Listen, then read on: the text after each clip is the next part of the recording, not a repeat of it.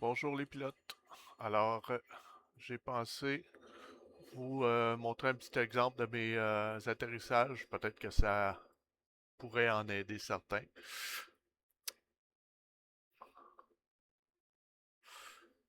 Ici, j'ai la mission d'entraînement. Doppler 2-1, S16, 15 miles, south, 3000, inbound from Freehanding. Doppler 2-1, in the sound approach. Continue inbound for straight in approach, runway 36. QH30, 1, 2.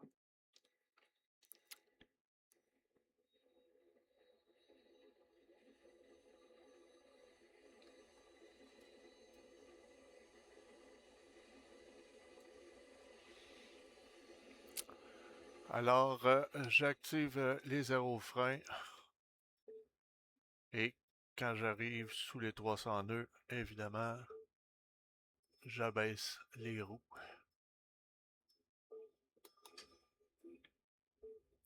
Alors, il y a deux façons d'avoir une descente parfaite vers la piste. Alors, on peut se fier au Papy Light. On va avoir deux blanches, deux rouges. Et il y a aussi les lignes pointillées. Ils sont exactement à 2,5 degrés. Alors, si on envoie le flight path marqueur sur ces lignes et ces lignes au début de la piste, on aura Doppler 2-1, contact tower for landing. Switch to 29230. un angle d'attaque parfait de 2,5 degrés. Si je veux envoyer ces lignes plus vers le centre de la piste, j'envoie mon flight path marqueur au-dessus des pointillés. Et si je veux avoir les pointillés vers le début de la piste, vers moi, je vais envoyer le flat path marqueur sous les pointillés.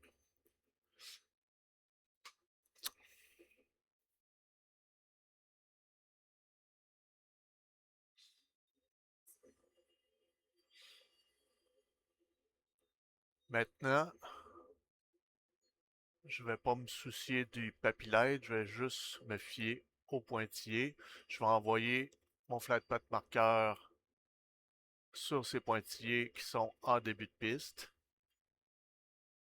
Et maintenant, à l'aide du stick et du throttle, je vais envoyer la braquette d'angle d'attaque qui forme un C sur mon flat path marqueur.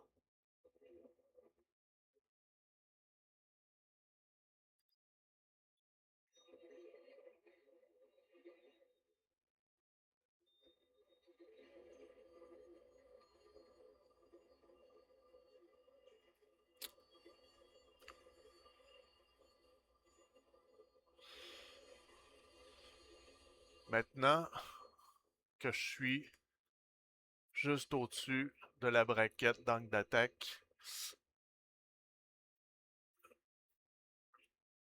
je vais donner juste 2 crans de trim pour m'aider à envoyer mon flat path marqueur plus au centre de cette braquette.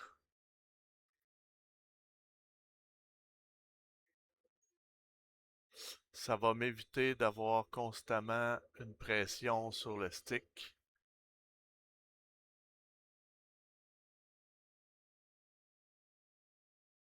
Et à partir de ce moment, je ne vais plus toucher au pitch de mon stick.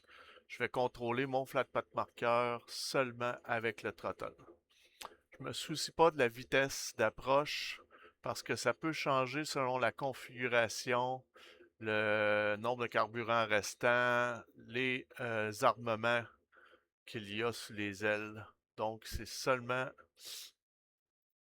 le flight path marqueur, les pointillés et la braquette que je garde centrée avec le début de la piste.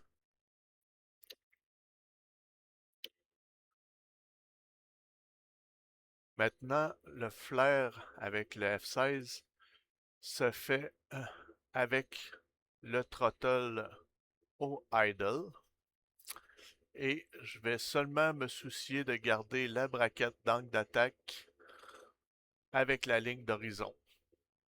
Je ne vais pas me soucier du flight path marqueur.